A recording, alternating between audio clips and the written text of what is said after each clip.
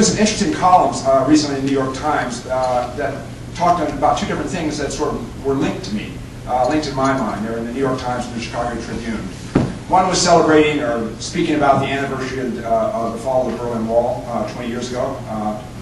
The other one was commenting on some of the weaknesses in and criticism of President Obama and how he's addressing the environment. The linkage was interesting to me. Steve Chapman wrote earlier this month about the fall of the Berlin Wall, and he quoted, there's a famous article by a guy named Francis Fukuyama, who commented when the wall fell that it was the end of history, and that was the end of communism, it was the end of history as we know it.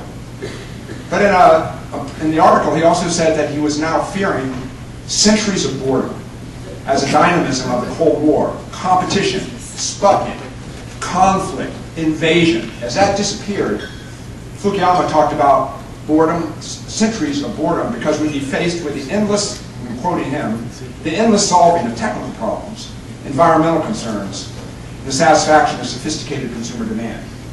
Boring stuff, huh? And then recently, last week, Bob Herbert in the New York Times commented, he was commenting on Obama's speech, because Obama announced, I think in Delaware, about a $3.4 billion investment in the smart grid and the transformation of the national highway system that would be on the scale of the 20s and 30s. He talked about using some of the technologies that we're talking about today.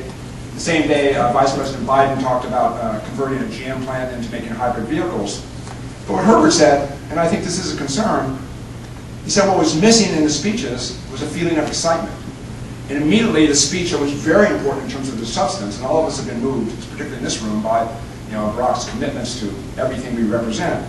The minute he made the speech, he went on to another speech, and to another speech. And the whole concept of what was so important got buried in other matters. And as Herbert said, he said the nation wasn't moved. The reporters have heard similar lofty rhetoric before. There were no signals from the White House that something big and important was happening. So that brings me to our point. I think Barack never promised us a rose garden. I think he created space for people like us to intervene on our behalf.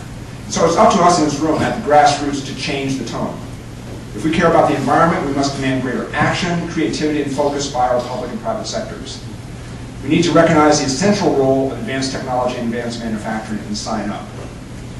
We have to sign up as students to become scientists, engineers, entrepreneurs, and make something appropriate as you ride your bike. As educators like those here at Oakton, we need to construct educational infrastructure in terms of class content, pedagogy, and recruitment to really recruit a whole new generation of young people into the field of manufacturing, a field that is now seen as non-existent or dying.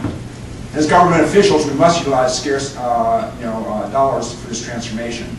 And so to me, as residents and citizens, we really should call for something at the scale of a world war, a green war, to confront a problem that really jeopardizes the entire planet and ourselves. And I think many of us in the room, we need to again find our militancy, the passion, the uncomfortable insistence for change that has made so much possible in our country before as we address the issues of the environment and the economy. Thanks.